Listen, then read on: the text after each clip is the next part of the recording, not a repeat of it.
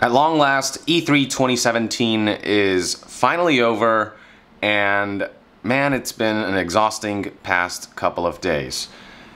A lot of it has been a bit of a clusterfuck. I don't know if you guys have been keeping up with the ridiculous number of people who attended E3 2017 and how all of that affected people who were trying to cover games and whatnot. But there were also a lot of good times. There was one particular moment that made E3 2017 totally worth it. I'm sure you guys know what I'm talking about if you watched my previous video. But in this video, I want to focus on Metal Gear Survive. I actually managed to get my hands on the game yesterday, day 3, the last day of E3 2017. And I wanted to make this video so you guys can just drop some questions in the comments below before I really flesh out the script for my extensive analysis, gameplay, hands-on impressions, whatever you want to call it. In the meantime, I do want to say this. First things first, I know that there's a lot of controversy with Konami and stuff, but do keep in mind that the enemy, quote-unquote, are the folks in Japan, the corporate pieces of shits who are going out of their way to harass Kojima and the ex-Konami employees and all that.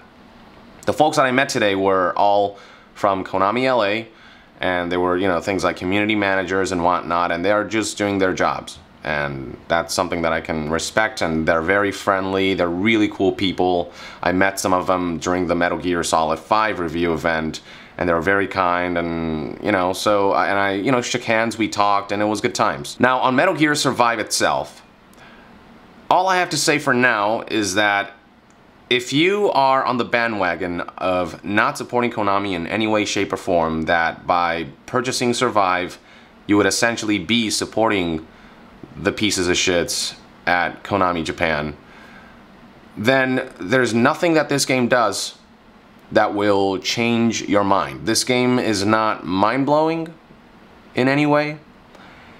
It is not going to change your life. And if you're pissed at Konami, this certainly won't convince you otherwise. However, I will say this.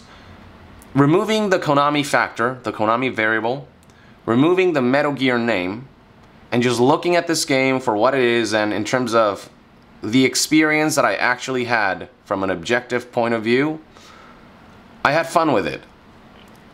It was competent, the control scheme worked really well. They changed some things around from Metal Gear Solid 5, The Phantom Pain.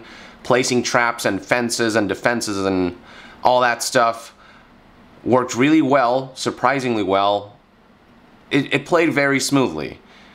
And that's not surprising to me because it does take the core elements of Phantom Pain's controls and then sort of extrapolates upon that for the context of Metal Gear Survive and the, you know, survival, zombie, shooter, horde mode, defense, whatever you want to call it. So yeah, you know, our team of 4, we were laughing and, you know, it was clutch. I managed to get first place, you know, most kills and whatnot.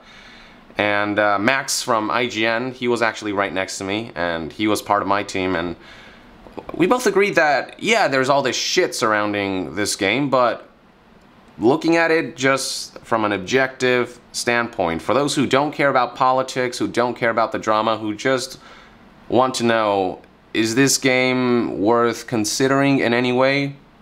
I'd say it was fun. I need to see more. All they showed was multiplayer.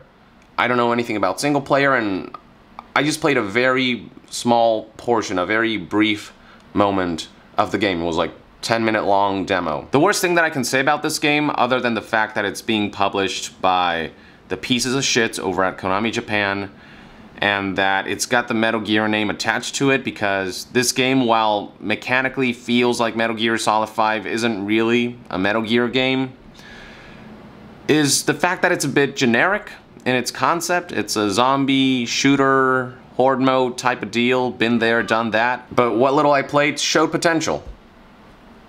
Take that for what you will. But yeah, that's pretty much all I have to say at the moment.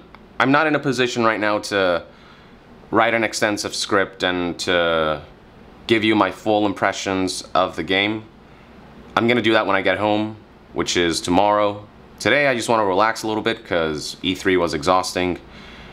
But until then, Let me know in the comments below if you have any questions. Thank you for tuning in. If you enjoy my content, consider supporting me on Patreon so we can remain independent from third-party sponsorship and corporate interference, and so we can attend more events like E3 and do more coverage.